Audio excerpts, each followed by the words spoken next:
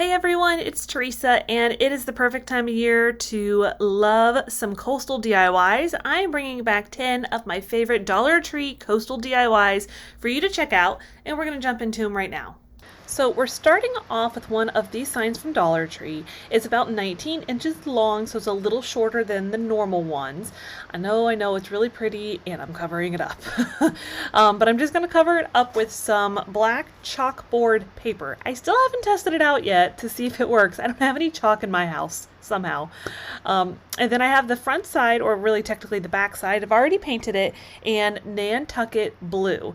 And I'm just going to add a line all the way across on the kind of like the top portion of it, and then also another line below that. And this is going to serve as my spot to place all of my letters. So no Cricut on this project today, everyone. These are just the poster letters that you can get from Dollar Tree. And I thought that they would work out really well for this project. So I'm going to just stick them all on, and I'm going to put them on a little bit above the line. I know that doesn't seem like it makes a lot of sense, but you'll see why in just a minute. I'm going to put them all just above the line just to make sure that you don't end up seeing that line at all. So just make sure when you're doing that, you stick them down really good. They like to kind of sit up a little bit. And now we are going to paint over the letters. It's kind of like a reverse stencil, if you will. And this is Rust-Oleum chalk paint in the color Chiffon Cream.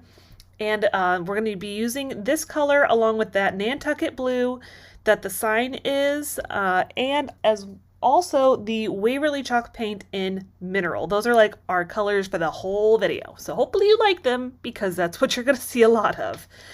All right, so I'm taking that Mineral paint next, and I'm just doing a really rough painting over it. I don't want to cover the blue entirely. I want a lot of it to be showing through, since this is going to be really rustic and coastal as well. So I was kind of going at least to keep a little bit on the rustic side. You guys know that that tends to be my vibe that I like. So once I am finished with all of that, we're going to go back through and actually pull up the stickers. So this is, like I said, kind of gives you like a reverse stencil. So we'll pull all of those up with our little Cricut tool. So see, they're good to have these kinds of things even when, you don't have a Cricut. So like I said, though, if you're going to do something like this, make sure you are really cautious about getting those stickers all the way down. And this is why I did not want to cover up the line, because if I had covered it up, it would have kept the paint from getting onto it and you'd be able to see it. And nobody wants to see your guideline. Or at least I know I didn't want to see my guideline in this. So we're just about done, and it's going to reveal our beautiful saying that I just wanted this lovely, calm, and environment for my patio where this is going to go. So sit back and stay a while. Hopefully not too long. Sometimes there are some people I'm like, oh, hopefully it don't stay forever. All right, and next we're just going to hot glue down some of this rope. It's just the Nautical rope from Dollar Tree. I'm putting it up on the top because I didn't want to put it on the back side, since I already put my paper down. And I thought, you know what, this would just give it a nice, a nice little touch just to leave it on the front side. So I'm going to kind of blend it in with that other part of the rope. We're just gonna, get your glue on the ends of the rope. That way they don't really fray too much. So I don't mind them fraying a little bit, because it's rustic, it's coastal, it's to be expected, but you don't want to do it too much. So we'll just glue it down all the way. Try to I can't talk today, sorry. Try not to put down all of your glue on those long sides at once, because you're going to end up having kind of like it start to dry a little, So we're going to glue. Now, one thing, be careful how you do your corners, because if you're not cautious on them, you'll end up where they're not hitting where that other rope is. And I also wanted to make sure that I covered up on the other side the holes, because I didn't decide to fill them. I just was like, oh, I'm going to cover them with the rope, so no need to worry about it. So, just kind of decide if you want like that more rounded edge to your rope and whatnot, and just, have fun with it, make it your own, do the rope. I actually, originally when I was doing this, I was going to use that white Nautical rope, and then I got started on it and realized, oh, this isn't the rope I was going to originally use, but it's okay. It works out. So we'll just cut off the excess, and I'm gonna glue down kind of that last little edge. It's not cute. Don't worry about it. We're gonna cover it up. So I've got this little seahorse, and this one is actually done in the wood tint from Folk Art, and that isn't just in the color gray. Now, all of my products I'm using today are all plaid. Or I lied, the Rust-Oleum one isn't, but the other ones are plaid. They actually sent me some stuff, so I'm super excited about that. And of course, who could have anything coastal, you know, without adding at least a little bit of stuff like shells. So I do add one shell. I don't want to do all shells, but I did want to, of course, add it. Just a little touch. So that's it, guys. Super easy. There you go. It comes off a lot bluer here than it really does in person. All right, so next we're going to start off with one of these little pictures from Dollar Tree. I know, guessed it. Big surprise, Dollar Tree. It was pink, so I did a coat of the Nantucket blue again, outside and inside. That way, when you look inside of it, you don't see, you know, a big pink inside of a picture. And then I'm taking the mineral chalk paint to just kind of give it a little bit of a rustic edge to it. You know, I didn't want it to be completely perfect, but I didn't want to go, you know, full on distressing on this one either. So, like I said, just kind of like a little bit of a brushing of it. I kind of went a little bit heavier on it, like around the rim and on the handle. I just felt like, well, that's where you'd get a lot more wear and tear on it. So that's just kind of what I went with. And next we're going to make a garland, and these are just going to be two different sized beads. I don't honestly know the exact sizing of them. They're pretty close, but they're definitely not the same. We'll do one of them in the mineral chalk paint and one of them in the chiffon cream. And we're just going to start to go back and forth between the two of them, lacing, or not lacing, but, you know, stringing them on our twine. And I feel like it just gave it a really pretty kind of look to it. So I'm going to give it a nice little knot there just to keep it from moving around too much. It's going to get something else there eventually as well. So, and we'll just, of course, cut off that little bit of the edge, pull it tight, make sure it's not going anywhere. So next, I noticed in one of my videos, I say so a lot, and I'm so sorry. So we're going to keep going. I have this little sand dollar actually from, not the Dollar Tree. This is from Joann's. They just came out with like all of this really cool coastal type of stuff. So check it out. I just saw a few things they had already started putting out, but I do one coat of the chiffon cream, and then I'm going to give just a little dusting of the mineral. And I'll tell you what, it looks pretty close, like to, you know, realistic. I didn't go too heavy on the mineral chalk paint, but the actual coloring of it in person, it looks pretty close. And we'll just basically, I did both sides obviously because, you know, you're going to be moving the garland around and everything. And next what we will do is we're just going to start stringing our garland in it. I'm going to make a tassel first. So just, you know, a few times around. I do my tassels kind of weird. I'll go ahead and show you just in case. I wrap, you know, one side around it right there, which I probably shouldn't have necessarily done, but that's how I did it. And then we're going to start using glue. I know, I'm sure a lot of people are probably like, why in the world would you use glue? But I like to do that as opposed to trying to tie it because I always seem to get it wrong. Oh, see, I lied. I thought I had cut this part, the first part out. So tie your garland to your tassel first. Sorry about that. And then we're going to, you know, loop it around and actually make the top part of our tassel. Same way I did before. And again, I do like to use glue when I'm doing it because I will end up somehow or another pulling it the wrong direction and it'll fall apart. Who knows? So, and now I'm really conscious of it every single time I say it.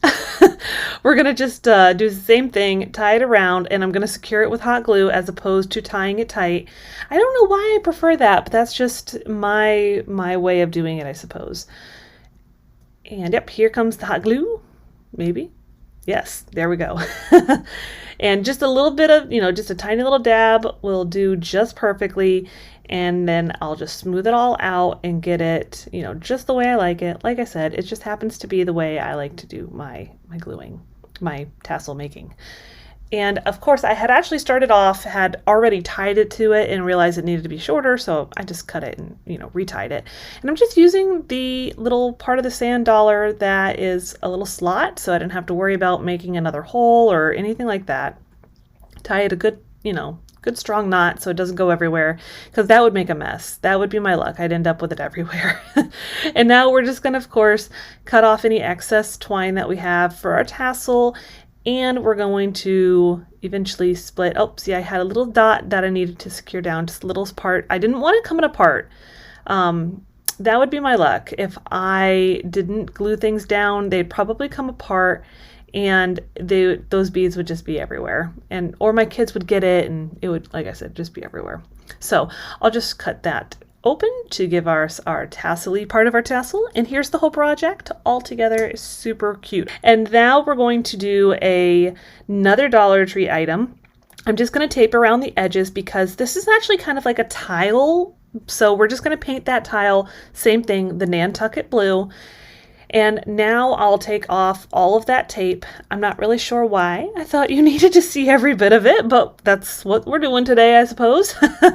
And a little bit of the paint did get underneath my painter's tape, but that's all right. You just kind of rub it away a little bit. See, that's what we're doing right now, is we're just going to clean it up. I just basically put a slightly damp paper towel, use my nail, and really get around there and clean it up. So because I am going to distress the wood, quote unquote wood part of this with the mineral chalk paint, but I didn't really want the blue, you know, all over it as well. So just a slight little bit of dusting of it on the front.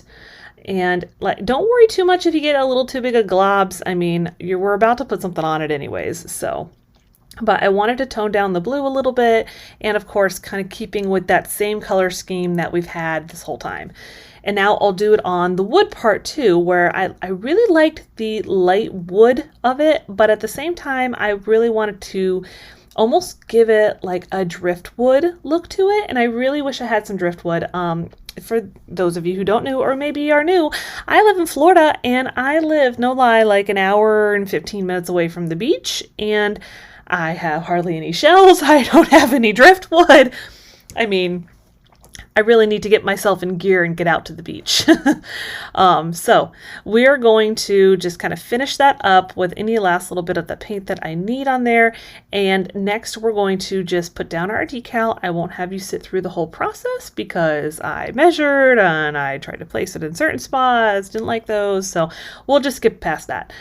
And we're going to get another one of those little seahorses. This one I'm going to just paint in the mineral chalk paint. And now I'm going to give it just a little bit of a, not even a distressing really, just kind of going around the edge with that blue. I wanted to give my little seahorse just a little bit more detail around the edges. So I thought that that would be kind of cute and just a little something different. You know, the first one was all of that gray tone, you know, all of that gray tint to the wood, so just something different, and it's just going to adorn our cute little saying, live more, worry less. I think it's just a nice thought just to have. You know, again, this is going on my patio. It's going to be just a calming, relaxing place to be. Here it is, all finished, just a cute little. We're going to start off with one of these home signs. It did have like this little green reef thing on the O. I went ahead and took that off already. If you can actually pull it right off because it's like hot glue on metal, and we know how that goes. Don't use your heat gun because you're going to melt the leaves, because I would never do that, of course, right?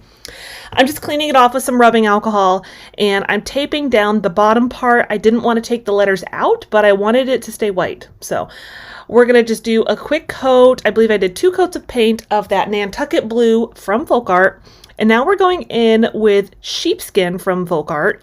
It's very similar to the Waverly chalk paint and plaster. For whatever reason, my plaster one was not nearby, so I just went ahead and went in with this one. Like I said, very similar in color. So we're just going to do a pretty heavy dry brush, if that makes sense. It's not dry, but it's not like fully loaded with paint either. I just wanted to give it a very aged look, because everything we're doing today is very nautical and everything like that. And now we've got our folk art antique wax that I'm just going to go over everything that got that brushing of the whitish toned paint, making it look very aged, very weathered. And I'm going to do it to the bottom part as well. So I'll do it to all of the letters and then also on the bottom. And not that anybody could see it, but on the back side, I did go ahead and paint that Nantucket blue on the back too. I figured just in case you see the back of it, I wanted it to look kind of done. And I'm going to brush over on the bottom portion that was white, and that is just, like I said, it's just giving it some age. I almost wanted the bottom part to look a little bit like wood, like a driftwood that's really weathered. One of my other pieces, I think it's my last one, I really was going for that same weathered driftwood kind of look. Once we are finished with that, I'm going to take this flower from Sola Flowers and I'm just going to glue it in on the O. I thought about using different things and I just love these flowers, so I wanted to add just that really pretty touch to it, you know? And I'm going to take off this little jar. I want to say it's supposed to be candles. Yeah, it's for candles. And it had this really cute little anchor on it, and I take off the little ring, I brush over that just to give it, you know, like again, that weathered, aged, almost rusted look to it. You can definitely layer on a whole lot of stuff to give more of that rusted look if that's the, you know, if that's what you're going for. I just wanted it to kind of match with everything else. So just a little dab of glue and we're just going to put that right there, and then that project is pretty much done. I just had to maneuver all of my fingerprints. Here it is though, all finished up. I think it's just the cutest little touch to something. Now we are going to take one of these bicycle wheels from Dollar Tree. That home sign before, like I was also from Dollar Tree. But I am going to remove every other spoke. Now, at first I was having a hard time with it, but if you take your pliers and kind of like bend it more than cut it, if that makes sense. Like you're not really cutting the wire part, you're really bending it and breaking it more than anything else.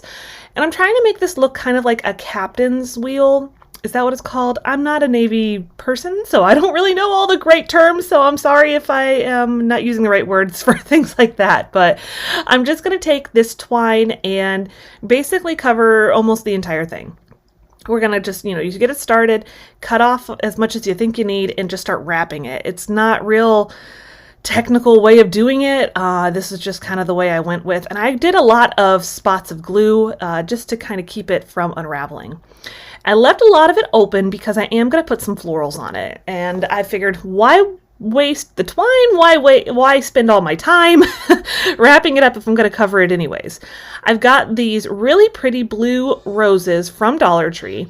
And then I've also got some of this lamb's ear that's kind of like a frosted lamb's ear that I want to say I got from Joann's probably back, you know, in the winter time.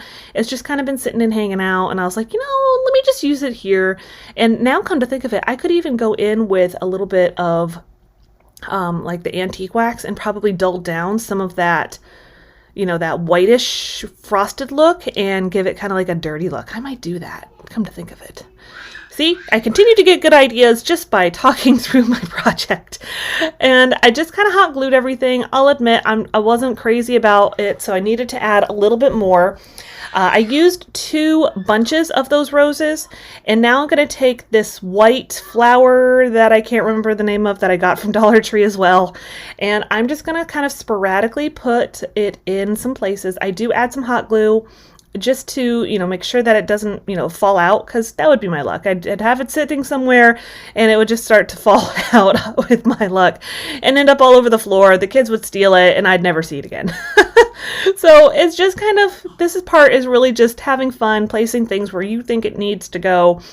I am by no means a very skilled wreath maker, so you're probably better at it than I am, and maybe you can leave me some tips in the description box of doing better placement for flowers. I would welcome them because, like I said, I'm not that great at it. I've got this metal word from Dollar Tree that just says family, and I did the sheepskin, coated that probably twice, and then I did the antique wax on top of that. I'm gonna go ahead and place my family word. I did do a coat of Mod Podge on it just to seal it all in, since it is painting on top of metal, I was figuring it would maybe like chip and stuff, so I didn't want to worry about that. And I'll take some twine and I'm just going to knot it a total of 3 times to keep just to give you something to look at instead of a hole, because I couldn't fill it. I tried. I could not figure out a good way to fill those holes. So I just secured that with the twine, but I am going to go in with some hot glue as well. I'm going to hot glue the M down as well as part of the little parts that actually kind of hit the spokes. And hot glue my twine down just so it looks like it's constantly pulling at that knot, you know what I mean? So the knot doesn't look all flimsy floating around. And I added a lot of hot glue actually in the little opening part on the back as well, because I kind of felt like it was going to move around a lot. And I do, of course, secure it some more with one of my more permanent hold glues, since it was like metal on metal. It wasn't doing me any favors. Here it is all finished though. I hope you guys like it. We're going to start with one of these reverse with a canvas that is like a rectangular one. It says Just Beachy on it. I thought it was super cute. And we're going to take all of this canvas off. Now this one, man, I tell you what, it was like secure. So I'm going to go in. First I tried a craft knife. That really wasn't working for me. Now I'm going to just do a box cutter. And what I also did is I heated it up a little bit, like where all the staples were, and it almost melted the canvas a little, and then I could really pull it out if I wanted to. I'll get my heat gun again, and I'm going to get rid of that sticker, and I'll heat up a little bit of where that middle part is, and it leaves a couple little pins, and you just get your pliers and just, grab it and pull them out. Be careful, they're sharp. And I'll sand down where they were, and I'm going to take a couple of different paints. We're going for a driftwood look. I'm going in with hazelnut. Really not necessary because it's almost the exact same color as the MDF board. So you can really skip this, but I started off doing it on one part of it and I was like, well, I guess I better do it to everywhere. See, when it dries, you can't even see it. So feel free to skip that. And then we're going to go in with Folk Art Parisian Gray. I'll go pretty heavy on this one because this is really starting to build up that driftwood look. And we're just going to layer on a couple of different things to give us that look. And hopefully when you see it, you'll get a driftwood feel for it too. And then I was like, you know what? Driftwood has holes. So I just went ahead and stuck a couple of holes in there because you could still see the holes from the pin. And I figured, let's just go with it. We're going to do our folk art sheepskin again on this one, and we're going to go over probably not as heavy as we did with the gray. And again, we're building it up, making it more driftwood-like. Now I'm going to take the sheepskin paint and go over the canvas part itself. Just again, we're weathering it, making it looking a little bit older. You know the deal. You know how we do that here. And we're going to go in with the antique wax and go over it. And I'm focusing in on this one a lot on the lettering and the parts of the canvas that are already white, just to tone down some of that white. We'll add some hot glue on to our little board. I'm kind of trying to go in between the staples just so I wasn't putting it right on the staples, but work as quickly as you can or go in sections. That would work just as well. And I will just push that down on there, and I do flip it around and kind of go back and try to, clean up, add a little more glue if I need it. And I cut around the edges just to get rid of the excess. And now I'm taking some of that same thicker twine. I got this roll, I want to say at Walmart. And I'm just going to do little sections, and I'm going to put it almost around the top like a trim. I thought about using it just for a trim and then decided I wanted to add a little hanger. So I'll show you how I do that. Just, add all of your glue down section by section if you want to, however you feel like you want to. And I was about to cut it, and I was like, you know what? I can make this a hanger. So I'll take just a little bit more, and I'll glue down that, kind of gauging where, how long you want your hanger to be. And then we'll glue that down, clean it up a little bit on, the excess, and we'll have a nice little hanger for our reverse canvas. And I think it turned out really nice. I really like it. Even if I don't use the hanger, I was like, I like just the look of it, even if I'm not going to use it functionally. I'll glue it down a little bit more just to give it some more security in case I do end up hanging it. I don't know if I'm going to though. I'll be honest. I think I'm going to leave it just for decorative, standing. Here it is though, all finished up. I took off the paper as you saw, and now I'm going to use my heat gun, and I'm going to be like really, really careful in pulling off this little roof because I wanted to preserve it. I wanted to be able to use it. So I'm going a lot slower than it looks here. And eventually it does pop off, and there's a couple of little pins in there, so be really careful. Now I've got my little house, and what I'm going to do is I sanded it all down to make sure I got all that little bits of paper off, and now I'm going to actually paint it. See, I actually took the sticker off on the back too. I'm going to paint it with Rust-Oleum Serenity Blue, and my son was so funny. He saw it and he was like, oh, that's a nice paint.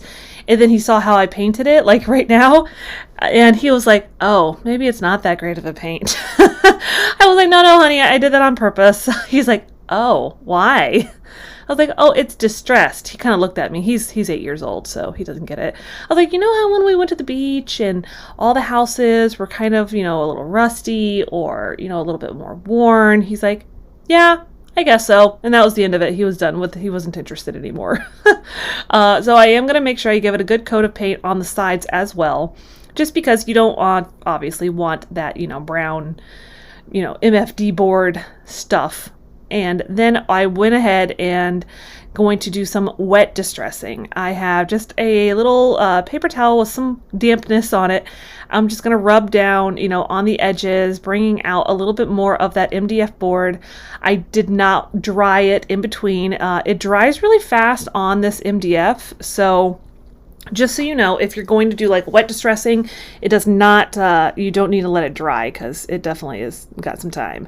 And now I took my brush, I just kind of dipped it in a little bit of water, and I'm just going to kind of go over those edges just a little bit, and I'm going just trying to like smear it in a little bit, you know, like really just give it a good wetness in there, because I had my brush a little damp so that it would, you know, put a little bit of water in there, keep some of those brush strokes, and I wiped over it again. And now I'm going to take this brown paint, and I will have every one of them listed below. I'm going to layer it up a little bit on the roof. So I've got this one, it's like a very tannish brown color. I'll list it below. I can't remember the name of it. This is not a normal one for me to use. I don't use acrylic paint a lot, but I have a couple of different brown tones that I wanted to use.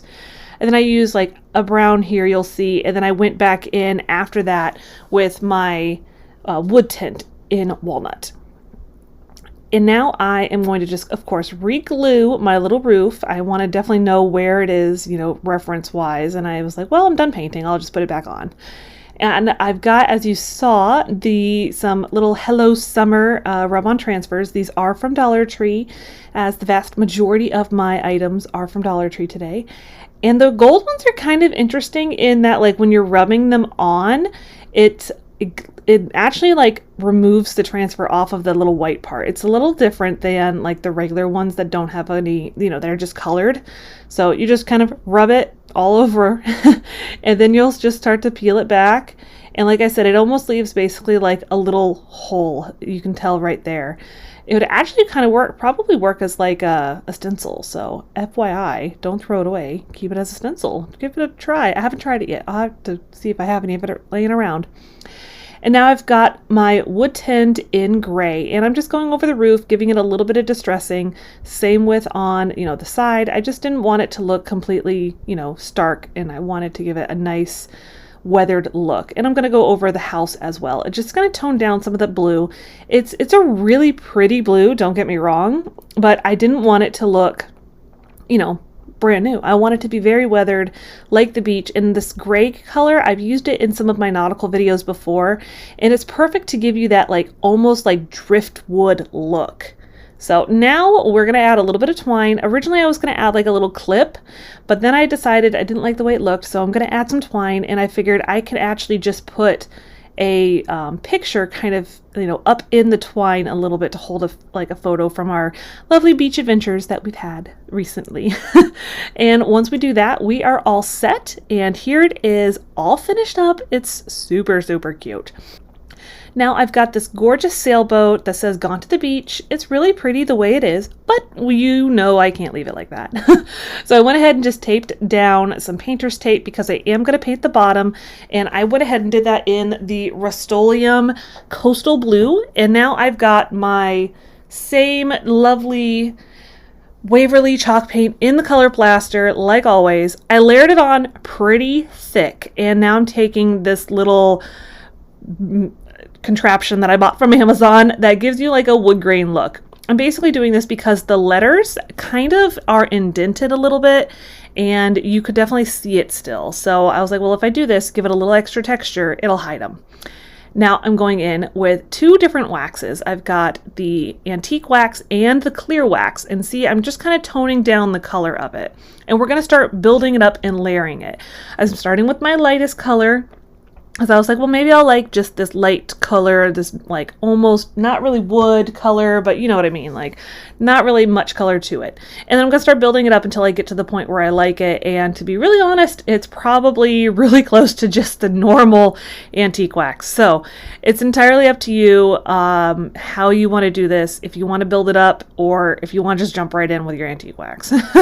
The actual clear wax is probably not necessary, but I left it in just in case you like that look.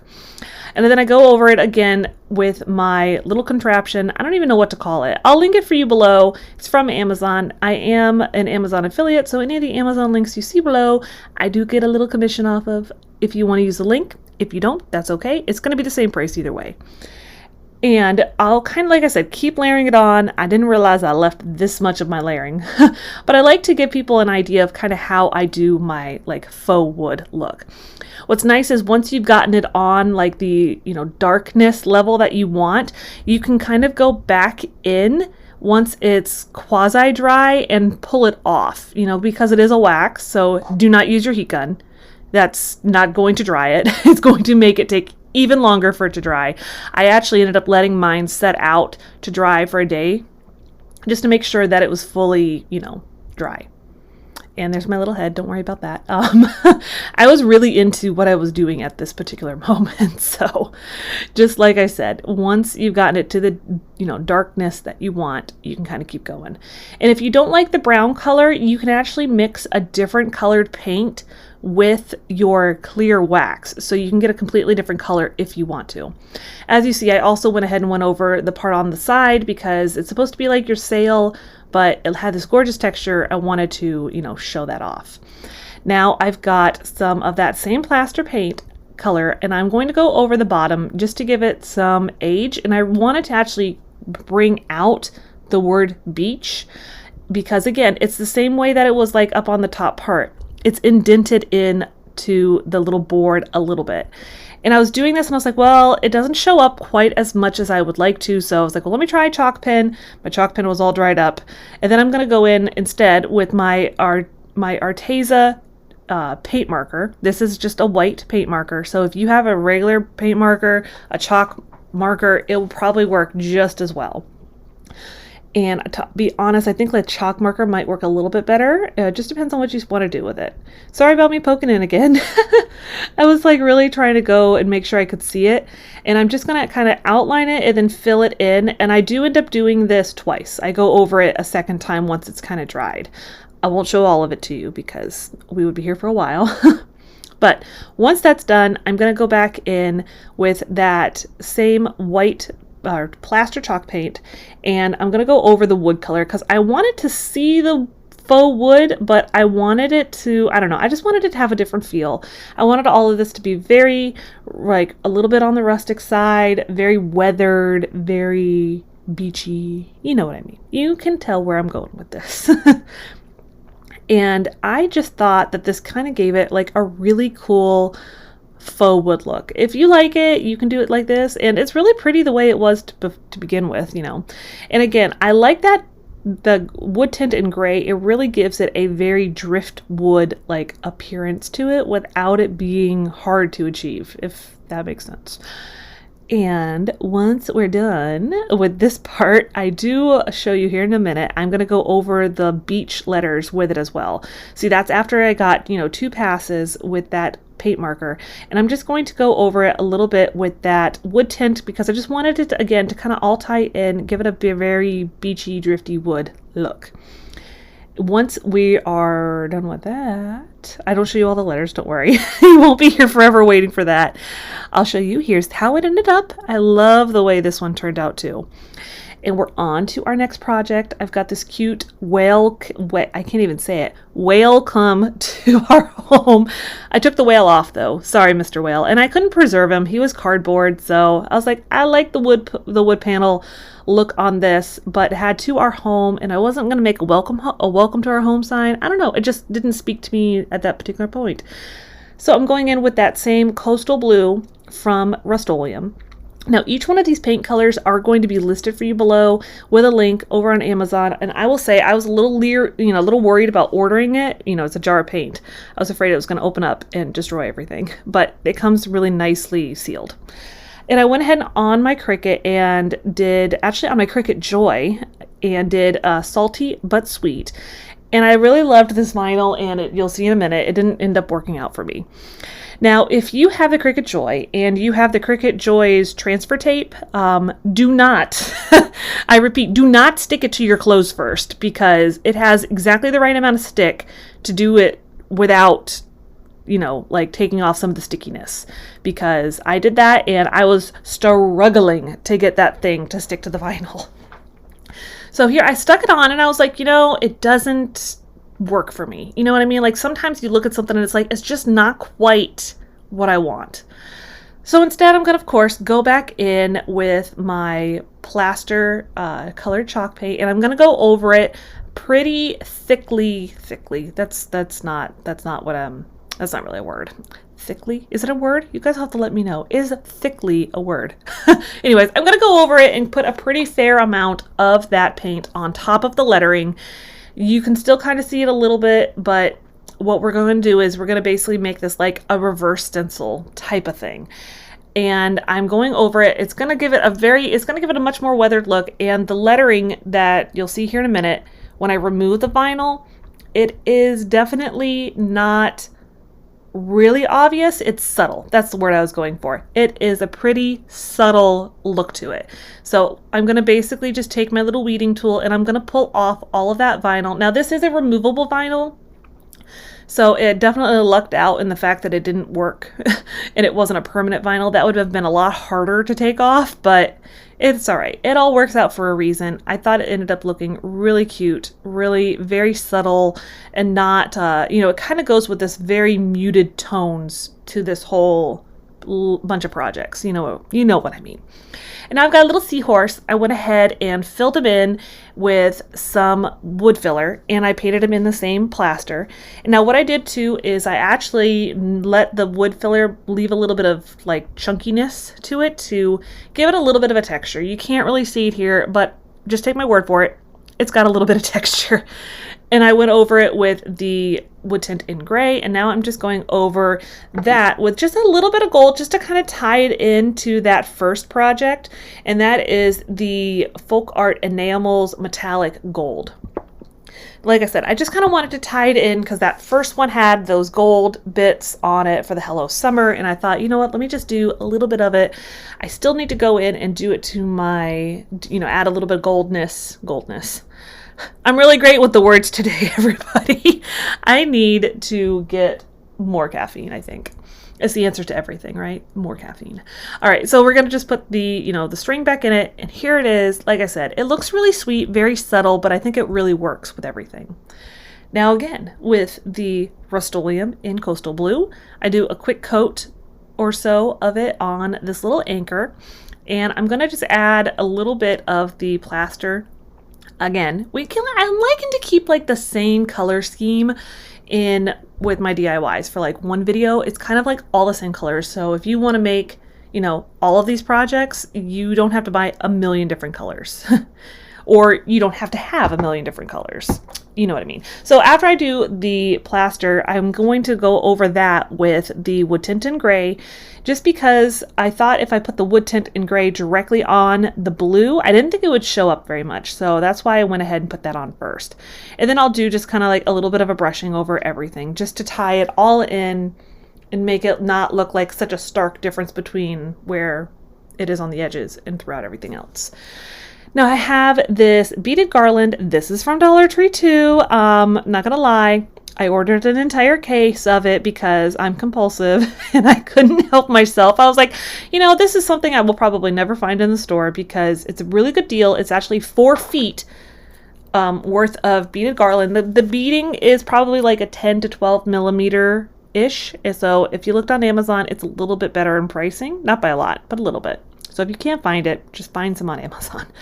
And I'm making a little tassel. I'm not great with my tassels, so I use a little hot glue when I do it just because, I don't know, I can never get like the knots right, so I just hot glue it together. And here it is, all finished up, and I just think it's just the cutest thing. Hey everyone, thanks for checking this out. You guys are rock stars if you're watched all the way through.